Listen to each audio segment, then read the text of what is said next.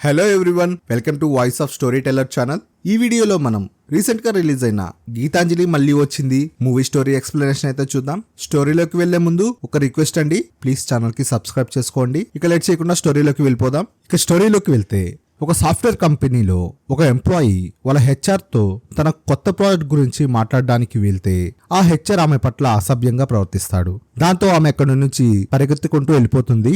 ఆ హెచ్ఆర్ కూడా ఇక ఇంటికి వెళ్ళిపోదామని వెళ్తుండగా ఆ కంపెనీలో ఒక దెయ్యం వస్తుంది. ఆ అమ్మాయితో అసభ్యంగా ప్రవర్తించినందుకు ఆ హెచ్ఆర్ ని ఆ దెయ్యం ఊరేసి చంపేస్తుంది. నెక్స్ట్ డే ఆ కంపెనీ మేనేజ్మెంట్ పోలీసులను పిలవకుండా స్వామీజీని పిలుస్తారు ఆ దెయ్యాన్ని పట్టుకోవడానికి. ఆ స్వామీజీ ఏవేవో పూజలు చేసి మొత్తానికి ఆ దెయ్యాన్ని పట్టుకొని ఒక బొమ్మలో బంధించి ఆ బొమ్మని ఊరికి ఉత్తరం వైపు పూడ్చిపెట్టమని వాళ్ళ మనిషికి చెప్పి ఆ బొమ్మని పూడ్చిపెట్టిస్తారు. ఇంతకీ ఆ బొమ్మలో ఉన్న ఆత్మ ఎవరిదో కాదు, గీతాంజలి మూవీ ఫస్ట్ పార్ట్ లోని గీతాంజలి యొక్క ఆత్మ. చూద్దాం ఈ కథ ఎక్కడికి వెళ్తుందో. కొన్ని రోజుల తర్వాత ఆ బొమ్మని పూడ్చిపెట్టిన దగ్గర సిటీ ఎక్స్పెన్షన్ జరుగుతూ ఆ బొమ్మ బయటపడుతుంది. అప్పుడు బొమ్మలు అమ్ముకునే ఒక అమ్మాయి ఆ బొమ్మని చూసి ఆ బొమ్మని బాగా తయారు చేసి బజార్లో అమ్మడానికి ట్రై చేస్తూ ఉండగా ఆ బొమ్మని వెంకట్రావు అనే మిమిక్రీ ఆర్టిస్ట్ 100 రూపాయలు ఇచ్చి ఆ పాప దగ్గర నుంచి కొంటాడు. వెంకట్రావుకి ఊటీలో ఒక షో ఉండగా ఆ బొమ్మని తీసుకొని వెంకట్రావు ఊటీకి బయలుదేరతాడు. సీన్ కట్ చేస్తే ఆల్రెడీ ఒక సినిమా తీసి సక్సెస్ తీసుకొని తర్వాత వరుసగా 2-3 ఫ్లాపులు ఎదుర్కొని కొత్త సినిమాకి డైరెక్షన్ ఛాన్సుల కోసం శ్రీనివాస్ ఇంకా అతని స్నేహితులు ప్రయత్నిస్తూ ఉంటారు. వీళ్ళతో పాటు మరో స్నేహితుడు అయాన్ కూడా వీళ్ళతోనే ఉంటాడు. వీళ్ళ ముగ్గురు అయాన్ని హీరోగా పెట్టి ఒక సినిమా చేయాలని చాలా రోజుల నుంచి ప్రయత్నిస్తూ ఉంటారు. కొన్ని రోజులు అయ్యేసరికి వీళ్ళకి సినిమా ఛాన్సుల కోసం వెతికి అలిచిపోయి ఇక చాలు ఇంటికి వెళ్ళిపోదామని తట్టాబుట్టా సర్దేసుకొని వెళ్తూ ఉండగా శ్రీనివాస్ కి సినిమా గురించి ఒక ఫోన్ కాల్ అయితే వస్తుంది. ఫోన్లో గోవిందా అనే వ్యక్తి, మా బాస్ మీరు తీసిన గీతాంజలి సినిమా చూసి మీ డైరెక్షన్ బాగా నచ్చిందని చెప్పి అతను తీయబోయే నెక్స్ట్ మూవీకి మీరే డైరెక్ట్ చేయాలని బలంగా కోరుకుంటున్నారు. మీరు ఉన్న పలంగా మీ టీంని తీసుకొని ఊటీలో షూటింగ్ చేయడానికి బయలుదేరండి అని గోవిందా శ్రీనివాస్ తో చెప్తారు. దేవుడు ఉన్నారా అంటూ నలుగురు సంబరాలు చేసుకుని ఎగేసుకుంటా ఫ్లైట్ ఎక్కి ఊటీకి చేరిపోతారు. ఊటీలోకి ల్యాండ్ అవ్వగానే గోవిందా శ్రీనివాస్ అనే టీం ని రిసీవ్ చేసుకుని వాళ్ళ సార్కి పరిచయం చేసి అగ్రిమెంట్స్ మీద సంతకాలు చేయిస్తారు. ఇందులో ప్రొడ్యూసర్ సార్ పేరు విష్ణు శ్రీనివాస్ కి ఒక కండిషన్ పెడతారు.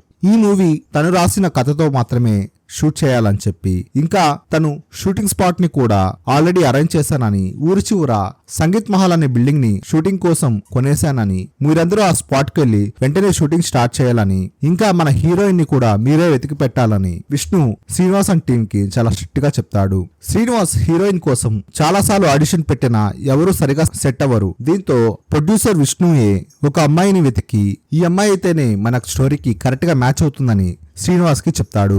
వెంటనే శ్రీనివాస్ ఆ అమ్మాయి దగ్గరికి వెళ్లి చూడగా ఆ అమ్మాయి ఎవరో కాదు, ఈ మూవీ హీరోయిన్ అంజలి ఆల్రెడీ శ్రీనివాస్ కి పరిచయమై ఉంటుంది. వాళ్ళిద్దరూ మంచి ఫ్రెండ్స్. ఇంకా అంజలి కూడా ఫైనాన్షియల్ గా వీక్ గా ఉండటంతో వెంటనే ఈ మూవీలో యాక్ట్ చేయడానికి ఓకే చెప్తుంది. హీరోయిన్ కూడా దొరకడంతో టీం అందరూ కలిసి కారులో షూటింగ్ స్పాట్ సంగీత్ మహల్ కి బయలుదేరతారు. కారు సంగీత్ మహల్ వెళ్లే రూట్ కి వెళ్ళగానే అక్కడున్న టీ షాప్ లో కొంతమంది ఆ కార్ ను చూస్తారు. వీళ్ళేంటి సంగీత్ మహల్ గురించి తెలిసి కూడా అక్కడికి వెళ్తున్నారు అని ఒక పెద్ద ఆయన అనగా అక్కడున్న ఒక వ్యక్తి సంగీత్ మహల్ కి వెళ్తే ఏమవుతుంది అని అడగ్గా సంగీత్ మహల్ యొక్క హిస్టరీ చెప్పడం స్టార్ట్ చేస్తాడు.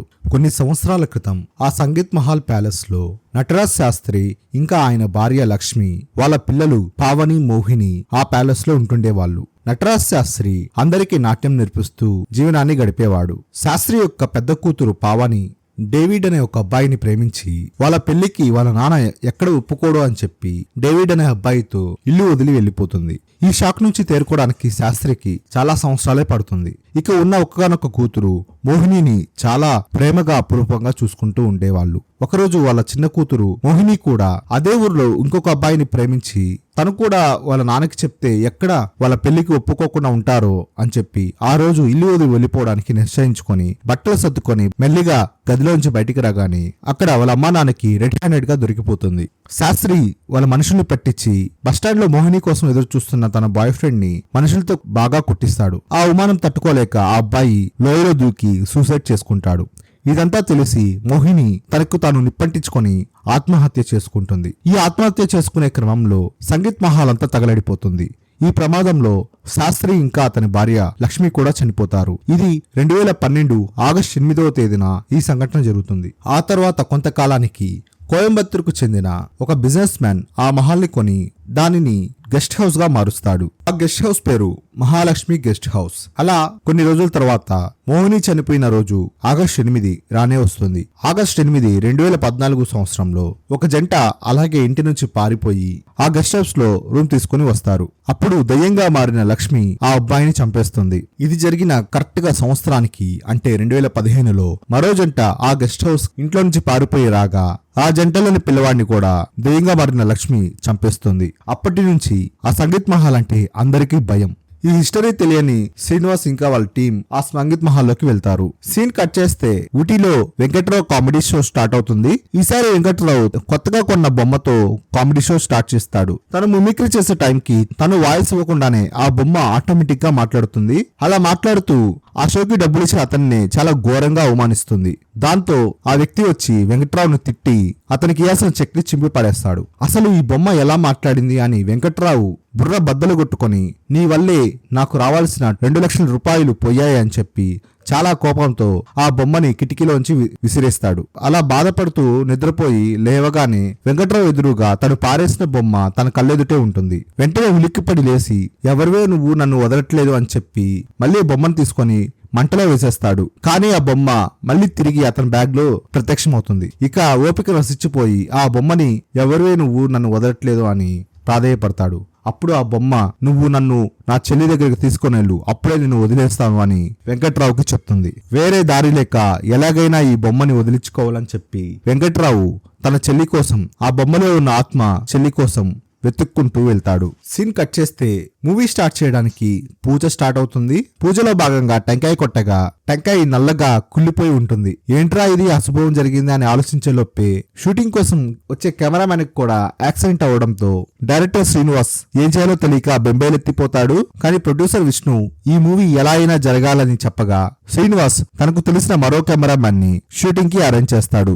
రాత్రి అవడంతో సంగీత్ మహల్లో ఒక్కొక్కరు ఒక్కో రూమ్ తీసుకొని నిద్రపోతూ ఉండగా హీరోయిన్ అంజలికి ఎవరో మాట్లాడినట్టు శబ్దం వినిపిస్తుంది. ఎవరా అని శబ్దాన్ని ఫాలో అవుతూ చూడగా హాల్లో ఒక ఉయ్యాల ఊగుతూ ఉంటుంది. వెళ్లి ఆ ఉయ్యాలని ఆపి వస్తుండగా మళ్ళీ ఉయ్యాల ఊగడం స్టార్ట్ అవుతుంది. వెనక్కి తిరగకుండా కింద నీడను చూస్తే ఉయ్యాల్లో ఎవరో ఉన్నట్టు కనిపిస్తుంది. తిరిగి చూడగా భయంకరమైన రూపంతో లక్ష్మీ దెయ్యం తనకి ఎదురవుతుంది. గీతాంజలి బాగా భయపడి పెద్దగా అరవగా వాళ్ళ టీం అంతా అక్కడికి వస్తారు. ఏమైంది అని అడగ్గా తనకి దెయ్యం కనిపించిందని చెప్తే ఎవరూ నమ్మరు. సీన్ కట్ చేస్తే next day cameraman Nani sangeet Mahal కి వస్తాడు.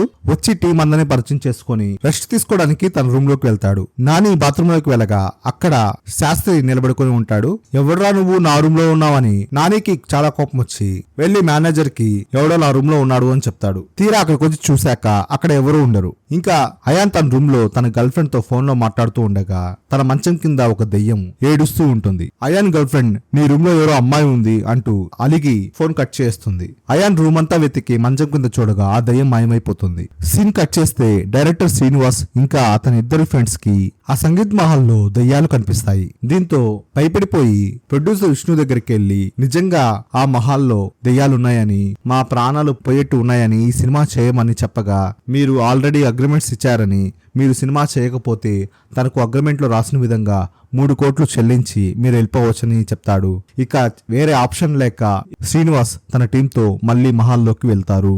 సీన్ కట్ చేస్తే అంజలి ఉన్న రూమ్ లో టీవీ ఆన్ అయ్యి ఎవరో సోఫా మీద కూర్చొని చూస్తూ ఉంటారు. ఎవరా అని దగ్గరికి వెళ్ళి చూడగా సోఫాలో దయ్యాన్ని చూసి చాలా భయంతో అరుస్తూ కిందకెళ్లి తన టీం కి చెప్తుంది. ఈ విషయం ఏమిటంటే శ్రీనివాస్ ఇంకా తన ఫ్రెండ్స్ కి ఆ మహల్లో దయ్యాలున్నాయని ఆల్రెడీ తెలుసు. ఇప్పుడు వీళ్ళకి నిజం చెప్తే సినిమా ఎక్కడ ఆపేసి మధ్యలో వెళ్ళిపోతారా అని చెప్పి శ్రీనివాస్ వాళ్ళందరికీ అవి నిజం దయ్యాలు కావని వాళ్ళు ఆర్టిస్టులని అబద్ధం చెప్తారు.